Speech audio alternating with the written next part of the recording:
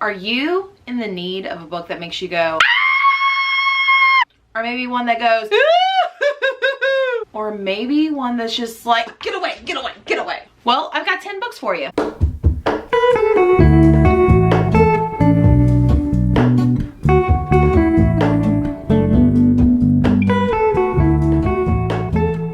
What is up, you guys? Welcome back to my channel. My name is Jessie, and today I'm here to give you 10 book recommendations that are either spooky or creepy, because that's my jam.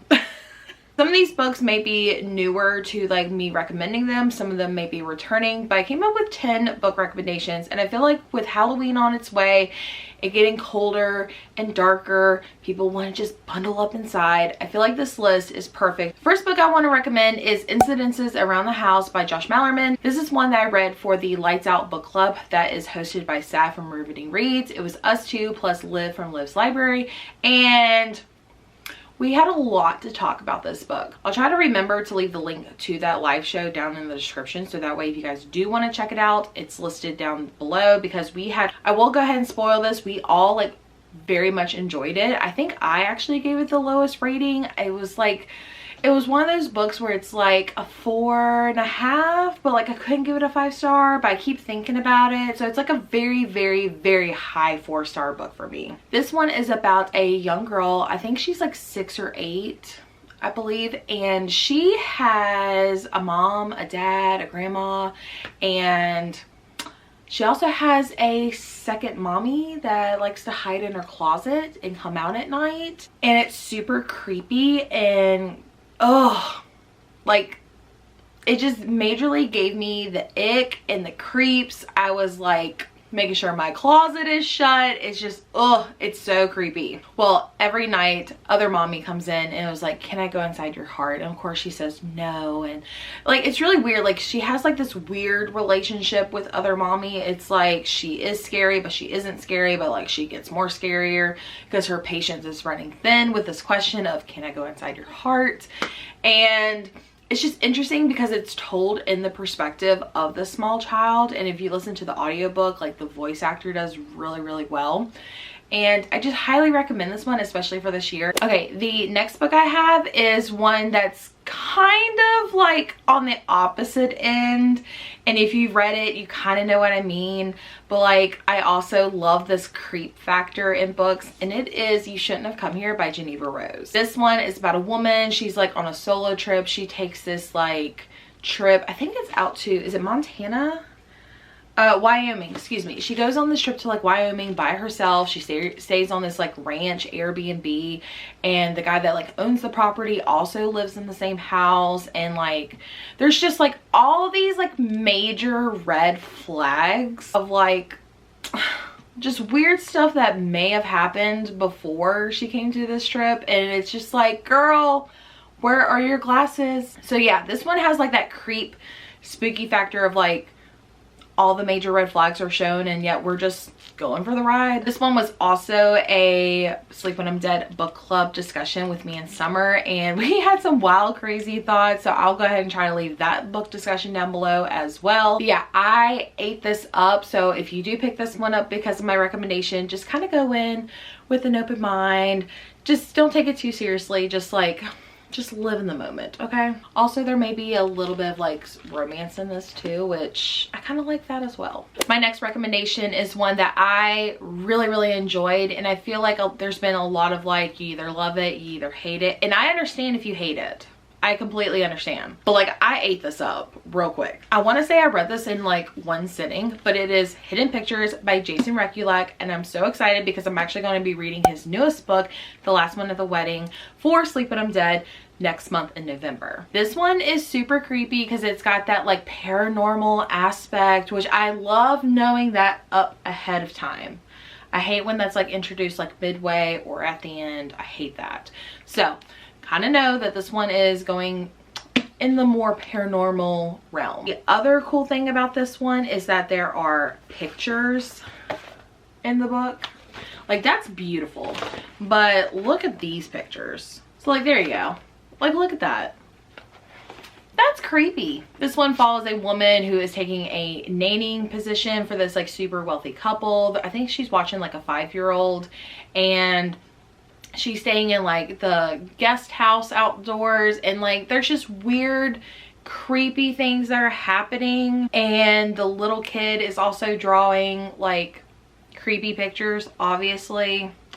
So yeah, and this one had an ending that I did not see coming, and I think that's why people either love it or hate it. So but yeah, really enjoyed this one. Okay, this one is kind of like a given, but there's 2 specific ones I want to do, so I'm kind of combining this one into one, so you're technically getting 11 recommendations. So as you know, Home Before Dark is my absolute favorite Riley Sager. This one has to do with like potentially a haunted house. Like you don't really know if it was haunted, it wasn't haunted, but there's like chapters of a book of like when this family stayed in the house that was published by the father, and yeah, it tells them about like the crazy like 20 some days that they were in this house, and then you get perspectives of the daughter now that she's an adult who inherits the house from her father because he never got rid of it. So now she's going back to potentially sell it, and you kind of find out like what really happened that night. So it's great. It goes back and forth. All right, and then the other Riley Sager book that I would like to recommend is the only one left. This one definitely has a more gothic, atmospheric type of house, and I don't know, it's set like on this cliff by the sea, and like the house is like super like the house is its own character, and I love that.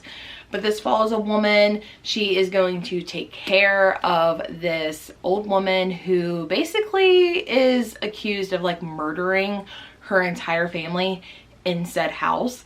And so it's like, did she do it? Did she not do it? What really happened? And like there's like a creepy typewriter. So these 2 books, yes. But Jessie, I don't really care for haunted houses. I don't really care for like paranormal aspects. Well, have you tried creepy kids lately? Because The Perfect Child by Lucinda Berry, which was my first Lucinda Berry book, this one definitely creeps me out. So if you are a mother, I would maybe stay clear unless you feel like you can handle it. But this one is bizarre. I love this one. Like I said, this got me into Lucinda Berry books. I absolutely love her writing style. This one is like is top notch. It also has a sequel. It's a novella. I read that one.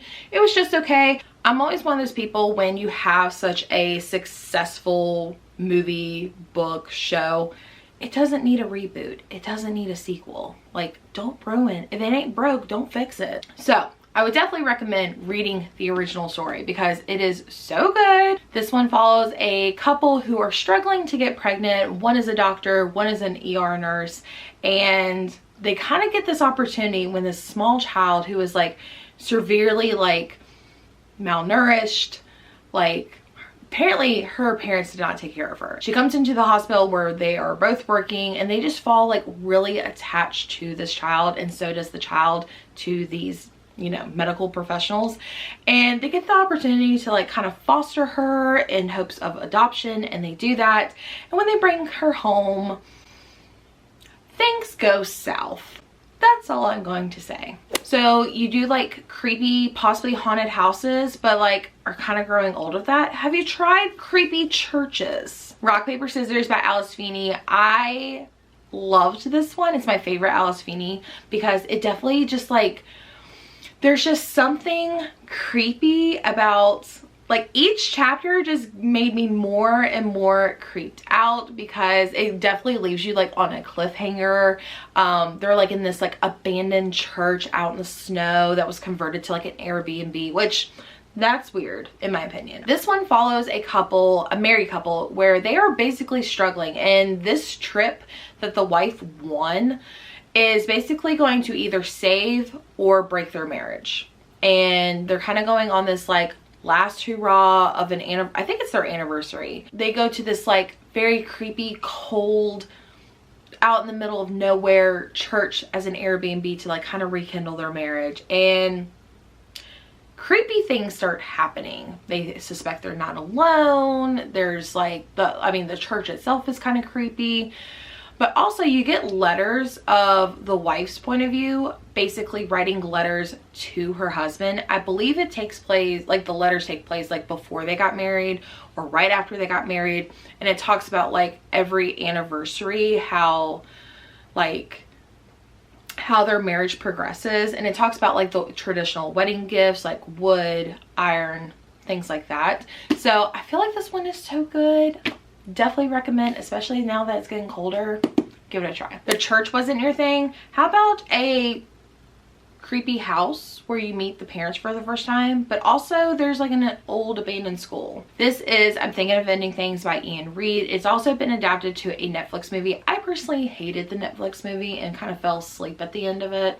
Didn't really care for it, but the book definitely gave me the creep factor. Highly recommend that you listen to the audiobook as well, because there is one chapter that I'm just like, ooh, no.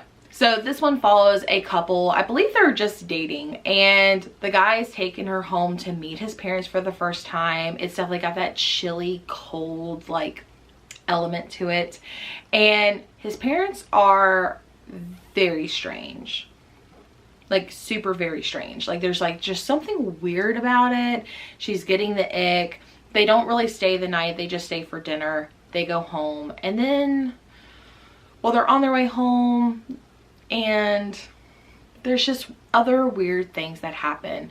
This is definitely one where I did not get the ending at first, but after kind of like researching it a little bit more, it makes total sense. And it's creepy. It's very creepy. Yeah. Give this one a shot. Want something that's like kind of popcorny and like super fast paced, and you probably have seen it on TikTok. I got you. Never Lie. Frida McFadden. Married couple is driving through the snow to go look at this house that they may or may not want to buy, and they kind of get snowed in and have nowhere else to go but stay in the house that they were, you know, viewing. And the woman finds tapes, like I think they're cassette tapes. She finds tapes of the doctor, the owner of the house.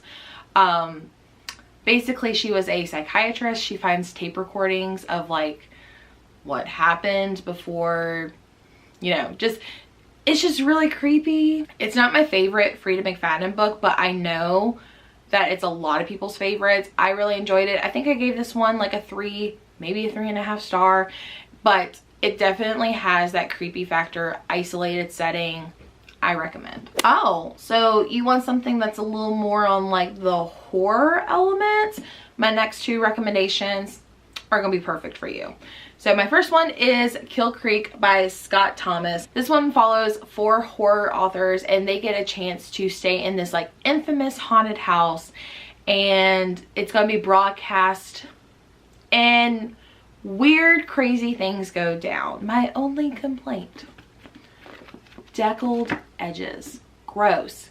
If you can get past that, because that's creepy enough, you'll love this book. And then the last book I want to recommend definitely has that creepy house element, but I cannot find my copy anywhere, so that's kind of upsetting. But the book that I'm talking about is We Used to Live Here, and I know this one has been kind of buzzy lately, but I get it. I really, really get it. I gave this one a 4 star, but I think it's just because I need to have like a full-on conversation about this book, because I can easily be persuaded to a 5 star. This book was wild, unhinged, creepy, got you thinking. Luckily, I get to discuss this on Gwen's Night Out Book Club on her Patreon, because we are going to be discussing this one. And I'm just so excited to hear everyone's thoughts about this, because I need to discuss this book. This one follows a queer couple who just purchased a home, and I think they were planning on like renovating or demoing. They're not really sure either, but one night this like random family knocks on the door. It's like, hey, we used to live here. And of course you're like, good for you. And of course the family's like, I would love to show my family like where I grew up in. Major red flags. But you know what? They let them in. Why? I don't know. That was problem number 1. Like, absolutely not. So they let this family in to kind of tour the house, show the kids like where their dad used to live, and they just can't seem to take the hint to leave or find the need to leave, and it's just super creepy. There's also like this like weird kind of like a mixed media type of thing, and it's so weird, and you're like, why is this important? I don't know. It's just so good, and like the house itself is super creepy. All right guys, that is the 10, actually 11 spooky creepy book recommendations. I hope you guys enjoyed this one. Let me know if you plan on picking up one that's off this list down in the comments below. Don't forget to give this video a thumbs up, hit the subscribe button. It does really help out my channel. And if you would like to support me even more, I do have a Patreon, which I started last month, down in the description. Over there you can get extra reading sprints, early access to videos like this. We also have buddy reads, readathons, you name it, we got it over there. And I will see you guys all in the next video. Peace out, Cub Scouts.